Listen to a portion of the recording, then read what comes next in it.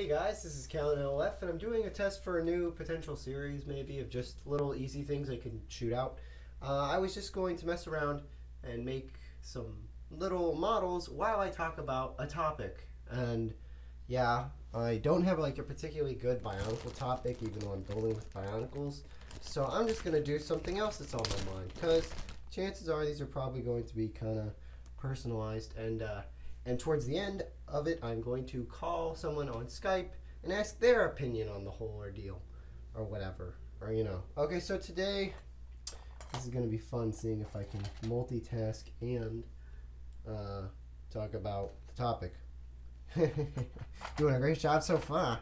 Alright, so the topic of today, in my mind, is this whole new Star Wars comic. So there's Star Wars Force Awakens came out and it's pretty good, and it's got some problems, but overall it's a good movie. And there were so many questions left after the movie ended, and I'm sure the number one question on everyone's mind was, why does C-3PO have a red arm? Was that your number one question? Well, it wasn't mine either, because I didn't really think it mattered, but apparently it does. And now the answer has been cleared up for people who are dying to know this question. And it's in this comic book where there's a story. I guess, I don't know. I'm going to split it for you. So if you really love comic books about Star Wars, click away. So basically, he has the red arm because of some elongated story where he's on some crazy mission with other resistance droids, and they got to meet a First Order droid. All the other resistance droids get blown up.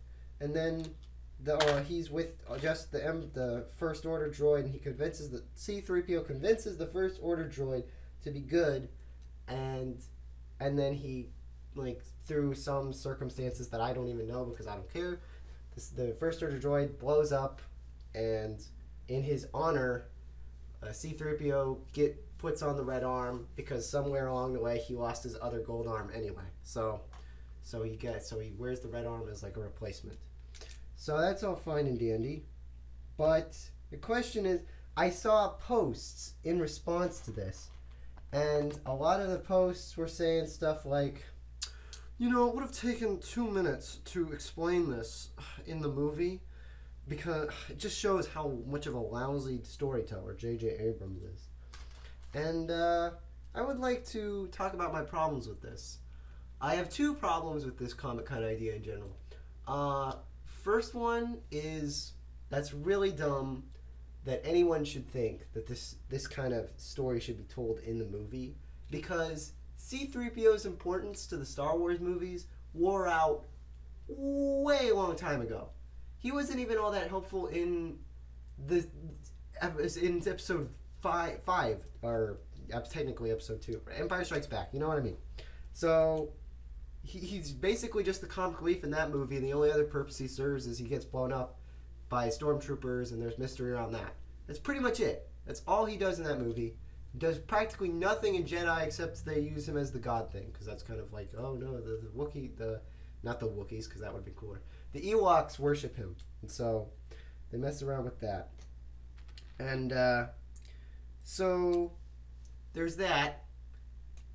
Then I think that's, so he's not that useful of character. He wore his use in the first movie pretty much as like a main character, and so he really didn't even need to be in The Force Awakens. They threw him in because of nostalgia, and same reason they threw in the ball and the Millennium Falcon, and they turn on the chessboard, all that silly fanboy stuff.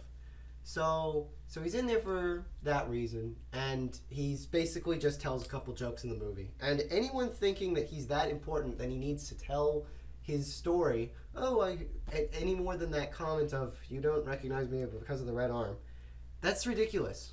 I saw another comment, no, it's really obnoxious that he shows that red arm without explaining it. Why? It's been 30 years. It's just like, when he was making the movie, I'm sure it was just, JJ was like, well, let's just do something weird. Because 30 years have passed, just show a change. Like, everyone else has changed. On the other hand, Chewbacca looks younger than ever, so I guess that's, if anything, that's kind of a flaw, because he just looks really young.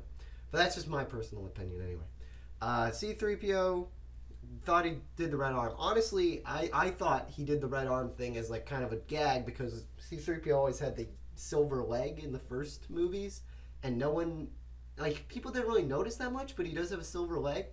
And I kind of assumed that now he had a gold leg and a red arm, so it's kind of like a joke of the consistency of his body. I don't know. Whether that was the intention or not, who can say? But that was my interpretation. None of that matters, because that brings me to my second problem, which is just with the kind of like these kind of comics in general. It's like they just, I mean, these comics, I feel like they kind of, the expansion comics are fine. People want to tell more stories of the Star Wars universe. I get it. But why C-3PO? Again, because it comes back to him being a not very important character. C-3PO is just kind of useless. He is really whiny, and he shouldn't be convincing anybody to be like a good guy. That just feels really weird and awkward. Like, and it kind of takes away from his specialness of being kind of a protocol droid who's not really that kind of in all these adventures. And because like in the first movie, he's thrown into action that he didn't really expect, and he's stuck on Tatooine and that kind of thing. And if he's getting mixed up in adventures every week, I feel like that's a little silly and kind of pointless. It would make more sense for characters like, I don't know, like Leia or Hanzo, or people who are actually in the war, because it really kind of establishes that they live a very busy, crazy war life. So, I don't know. I think that would, for that kind of thing, it makes more sense. Because those characters are actually doing things. C-3PO was important to the plot of Star Wars. But as a character, he's not really that useless other than having a bumbling kind of comedic relationship with R2-D2. So him being on his own droid misadventures just feels kind of silly to me. But I am going to call Brian Johnson, aka Toe of Ultimate Doom, and I'm going to ask his opinion on the matter. Alright, here we go. Yeah, I'm telling that this isn't really going to work out, the whole building thing. I might drop that gimmick. So, yeah.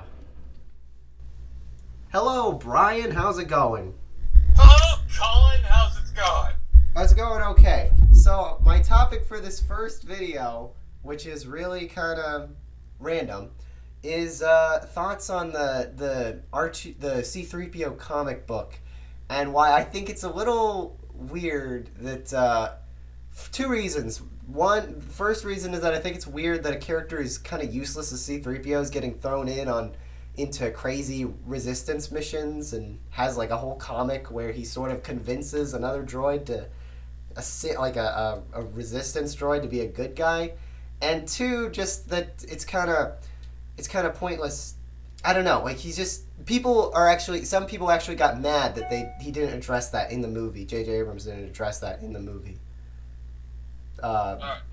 So yeah, I don't know. I just wanted, as a part of this video thing, I wanted to get someone else's opinion on this topic, and we can discuss further from there. Well, I think the comic is a good idea because hopefully it will portray, because I don't think it's been done well enough before, but I'm hoping that it portrays how flamboyant C-3PO might be, because I don't know exactly the flamboyancy of him. If you guys don't know, flamboyancy means that he can float on water. So there's that. Oh, so it's sort of like a technical, sort of like a technical investigation of how C-3PO operates in the real world.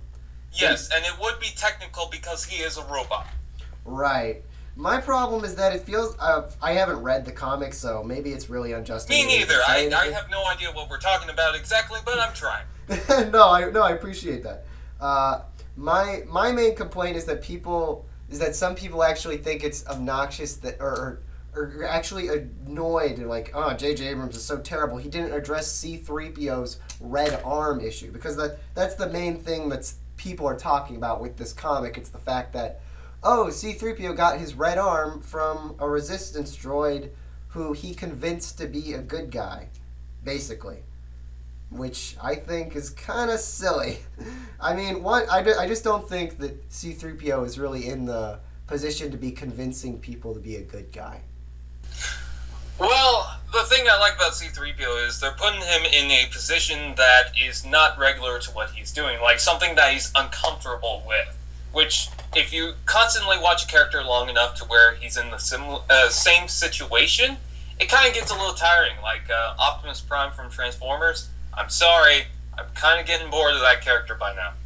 Right, but I was saying, like, I'm not really talking about boring of overuse of the characters. I'm more talking about like using a character inappropriately. Like just C-3PO is a whiny, prissy complainer, and all whoa! What you guys say about droids? No, I'm not talking about droids in general. I'm talking about just C-3PO. C-3PO. Oh, you believe in the rights of like droids don't belong in bars, don't you? Right? You signed up for that. You made that petition. I made that petition. I will not deny it. But but that is completely off topic.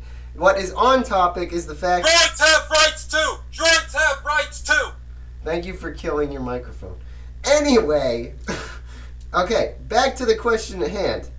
C-3PO, I feel like he's being the idea of him convincing a resistance droid that he's like wrong and that he's been programmed wrong or that he's like evil is just kind of silly because he's just generally a complainer. That he doesn't really have a character as much more than just he's really annoyed by everything and he wants everything to go smoothly. That's pretty much all his character is, because he gets whiny every time something's going wrong. He's always freaking out, and he doesn't seem like the kind of droid that not only gets stuck on a mission with like 5 other resistance droids and an evil First Order droid. He also is the only droid who survives of all of them. Like, that just feels out of character. That's one of my main complaints. Again, he has survived. Let me try that again.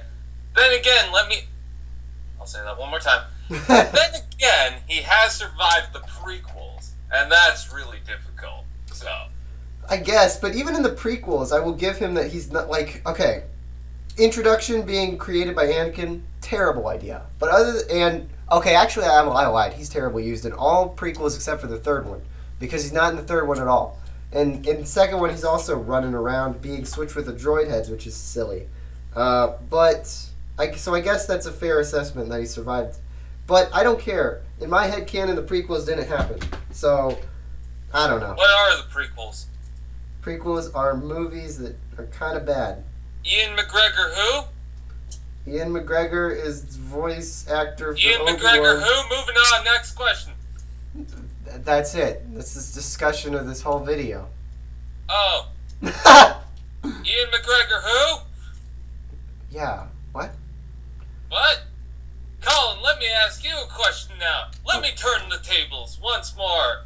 Alright. And do a flip side down. Now, take a moment, just sit right there. I'm terrible at rapping. Colin! Alright. Colin, you listening? I am listening. Colin, I need your full, undivided attention. Yes. Do you think droids have genders? Oh, that's a good question. It is a good question. What universe? Like, any universe? Just in general? Yeah, just in general. Like, you know, who's to say that, you know, if droids have genders, who's to say that humans have genders, you know? I think humans do. I'm pretty sure human genders are pretty established. If droid, I don't know. I don't think you can tell who's a boy and a girl simply by looking at the eyes. What? Okay, well, I'll take your word for it. But I think we're getting into questions a little more deep than what I was thinking. Point is, either way, I would say no. Droids don't have genders because they're just programmed. They're created. In theory, they're created by people, and they aren't actual living things. So yeah, you know what? They do have rights to. They have rights to go to bars. Droids have rights. Droids have rights. Droids have rights. All right. How about we just agree that line didn't make much sense because droids are kind of pointless and outlawing them from. Whoa! That's like bounty hunters have like guns. doesn't... You're... Alright, you know what? I think that's a wrap. Thank you so much for watching this awful video. Droids have rights! And, yeah, droids have rights. Look at what I built. It was nothing. Goodbye.